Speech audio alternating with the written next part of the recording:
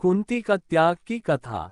पांडव अपनी मां कुंती के साथ इधर से उधर भ्रमण कर रहे थे। वे ब्राह्मणों का वेश धारण किए हुए थे, भिक्षा मांग कर खाते थे और रात में वृक्ष के नीचे सो जाया करते थे। भाग्य और समय की यह कैसी अद्भुत लीला है, जो पांडव हस्तिनापुर राज्य के भागीदार हैं और जो सारे जगत को अपनी मुट्ठी में करने में समर्थ हैं, उन्हीं को आज भिक्षा पर जीवन यापन करना पड़ रहा है।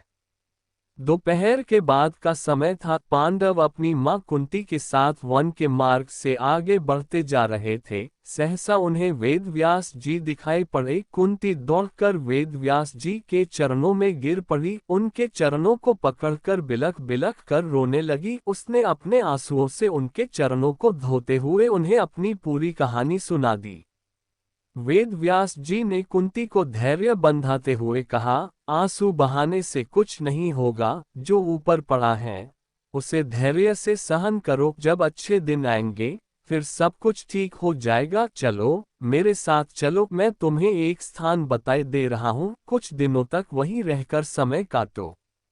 वेदव्यास जी पांडवों को एक नगर में ले गए। उस नगर का नाम एक चक्रा था। आज के बिहार राज्य में शाहाबाद जिले में आरा नामक एक बड़ा नगर है। महाभारत काल में आरा को ही एक चक्रा के नाम से पुकारा जाता था। उन दिनों एक चक्रा में केवल ब्राह्मण ही निवास करते थे।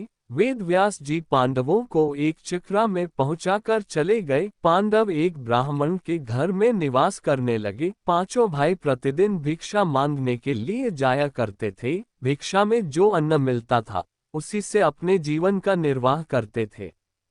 उन दिनों एक चक्रा में एक राक्षस के द्वारा बड़े जोरों का आतंक फैला हुआ था। उस राक्षस का नाम बक था। वह दिन में वन में छिपा रहता था, रात में बाहर निकलता था और एक चक्रा में घुस जाता था। जिसे भी पाता था मार डालता था। खाता तो एक ही दो आदमी को था, पर 15-20 आदमियों के प्राण रोज जाते थे। आखिर एक चक्रा के निवासियों ने बक से एक समझौता किया। प्रतिदिन नगर का एक आदमी अपने आप ही बक के पास पहुंच जाया करेगा और बक उसे मारकर खा लिया करेगा। एक ही आदमी की जान जाएगी, व्यर्थ में मारे जाने वाले लोग बच जाया करेंगे।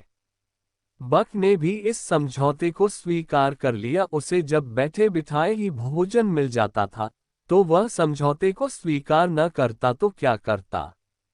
उसने समझौते को स्वीकार करते हुए चेतावनी दे रखी थी कि अगर समझौते का उल्लंघन किया गया तो वह एक चक्रा को उजाड़कर मिट्टी में मिला देगा। बस उसी दिन से क्रम से एक घर का एक आदमी बक के पास जाने लगा। बक उसे खाकर अपनी क्षुधाग्नि को शांत करने लगा।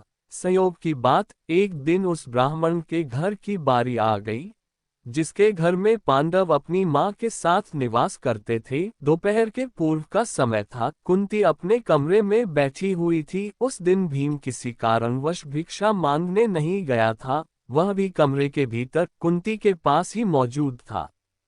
सहसा कुंती के कानों में किसी के रोने की आवाज आई। रोने और विलाप करने का वह स्वर उस ब्राह्मण के कमरे से आ रहा था जिसके घर में वह ठहरी हुई थी। जब कुंती से विलाप का ये सकरुण स्वर सुना नहीं गया तो वह ब्राह्मण के कमरे में जा पहुंची। उसने वहां जो कुछ देखा उससे वह सन्नाटे में आ गई। ब्राह्मण के कुटुंब में कुल 3 ही प्राणी थे, ब्राह्मण, ब्राह्मणी और उसका एक युवा पुत्र। तीनों बिलख बिलख कर रो रहे थे। हाय हाय, अब क्या होगा? अब तो सब कुछ मिट्टी में मिलकर रहेगा। कुंती ने तीनों को रोता हुआ देखकर ब्राह्मण से पूछा, विप्रवर, आप तीनों इस प्रकार क्यों रो रहे हैं? क्या मैं जान सकती हूँ कि किस दारुण कष्ट ने आप तीनों को अत्यंत दुखी बना रखा है? ब्राह्मण ने आंखों से आंसुओं की बूंदें गिराते हुए उत्तर दिया, बहन, तुम सुनकर क्या करोगी? हमारा कष्ट एक ऐसा कष्ट है जिसे कोई दूर नहीं कर सकता। कुंती ने सहानुभूति भरे स्वर में कहा, हम तो गरीब ब्राह्मण हैं, सच है, हम आपके कष्ट को दूर नहीं कर सकते, किंतु फिर भी सुनने में हर्ज ही क्या है? हो सकता है हम आपके कुछ काम आ जाएं। जब कुंती ने बहुत आग्रह किया तो ब्राह्मण ने बक राक्षस की पूरी कहानी उसे सुना दी। कहानी सुनाकर उसने सिसकते हुए कहा, बहन, हम कुल 3 ही प्राणी हैं, यदि कोई एक राक्षस के पास जाता है तो वह उसे मारकर खा जाएगा, हमारा घर बर्बाद हो जाएगा। इसलिए हम सोचते हैं कि हम तीनों ही राक्षस के पास चले जाएंगे। हम इसलिए रो रहे हैं, आज हम तीनों के जीवन का अंत हो जाएगा। ब्राह्मण की करुण कथा सुनकर कुंती बड़ी दुखी हुई। वह मन ही मन कुछ क्षणों तक सोचती रही, फिर बोली, विप्रवर, मैं एक बात कहती हूँ, उसे ध्यान से सुनिए। मेरे 5 पुत्र हैं, आज मैं अपने एक पुत्र को आपके कुटुंब की ओर से राक्षस के पास भेज दूंगी। यदि राक्षस मेरे पुत्र को खा जाएगा तो भी मेरे 4 पुत्र शेष रहेंगे। कुंती की बात सुनकर ब्राह्मण स्तब्ध रह गया। उसने परोपकार में धन देने वालों की कहानियां तो बहुत सुनी थी, पर पुत्र देने वाली बात आज उसने पहली बार सुनी। वह कुंती की ओर देखता हुआ बोला, बहन, तुम तो कोई स्वर्ग की देवी ज्ञात हो रही हो। मुझे इस बात पर गर्व है कि तुम्हारी जैसी देवी मेरे घर में अतिथि के रूप में है। तुम मेरे लिए पूजनीय हो। मैं अपने अतिथि से प्रतिदान लूं, यह अधर्म मुझसे नहीं हो सकेगा। मैं मिट जाऊंगा, पर मैं अतिथि को कष्ट में नहीं पड़ने दूंगा। ब्राह्मण की बात सुनकर कुंती बोली, आपने हमें आश्रय देकर हम पर बड़ा उपकार किया है। आप हमारे उपकारी हैं। हमारा धर्म है कि आपको कष्ट में न पड़ने दें। आप अपने धर्म का पालन तो करना चाहते हैं, पर हमें अपने धर्म पालन से क्यों रोक रहे हैं? कुंती ने जब बहुत आग्रह किया तो ब्राह्मण ने उसकी बात मान ली। उसने दबे स्वर में कहा, अच्छी बात है बहन, ईश्वर तुम्हारा भला करे। कुंती ब्राह्मण के पास से उठकर भीम के पास गई। उसने पूरी कहानी भीम को सुनाकर उससे कहा, बेटा, परोपकार से बढ़कर दूसरा कोई धर्म नहीं होता। तुम ब्राह्मण कुटुंब की ओर से बक के पास जाओ। यदि बक तुम्हें मारकर खा जाएगा तो मुझे प्रसन्नता होगी कि मेरा बेटा परोपकार की वेदी पर बलिदान हो गया। भीम ने बड़े हर्ष के साथ अपनी माँ की आज्ञा को स्वीकार कर लिया। उसने कहा, माँ, तुम्हारी आज्ञा शिरोधार्य है। बक मुझे क्या मार कर खाएगा? तुम्हारे आशीर्वाद से मैं उसे मिट्टी में मिला दूंगा। संध्या का समय था। भीम एक गाड़ी के ऊपर खाने पीने का सामान लादकर उसे खींचता हुआ बक के निवास स्थान की ओर चल पड़ा। वह बक के निवास पर पहुंचकर गाड़ी पर लदे हुए खाने के सामान को स्वयं खाने लगा। बक कुपित हो उठा। वह गरजता हुआ बोला, एक तो तुम देर से आए हो और ऊपर से मेरा भोजन खा रहे हो।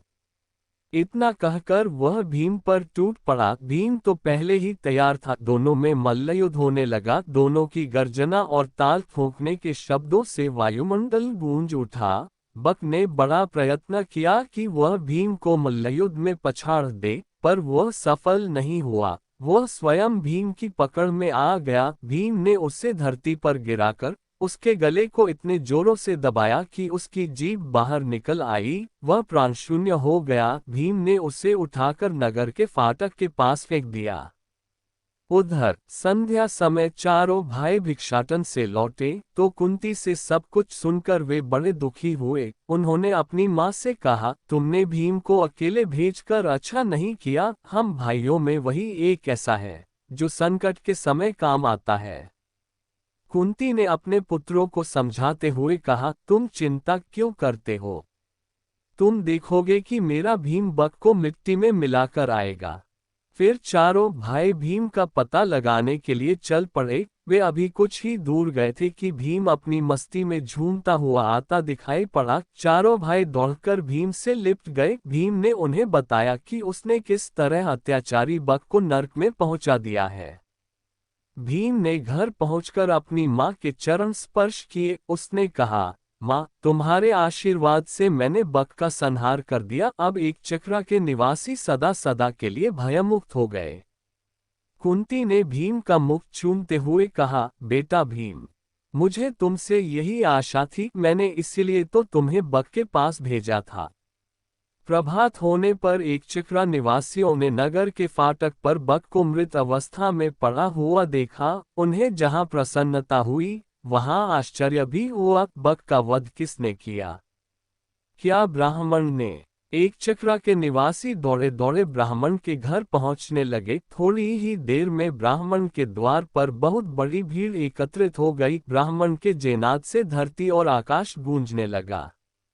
ब्राह्मण ने भीड़ को शांत करते हुए कहा, भाइयों, बक का वध मैंने नहीं किया है, उसका वध तो मेरे घर में ठहरी हुई ब्राह्मणी के बेटे ने किया है। एक चक्रा के निवासी इस बात को तो जान गए कि बक का वध ब्राह्मण के घर में टिकी हुई ब्राह्मणी के एक बेटे ने किया है, किंतु अधिक प्रयत्न करने पर भी वे यह नहीं जान सके कि ब्राह्मणी कौन है और उसके पांचों बेटे कौन हैं।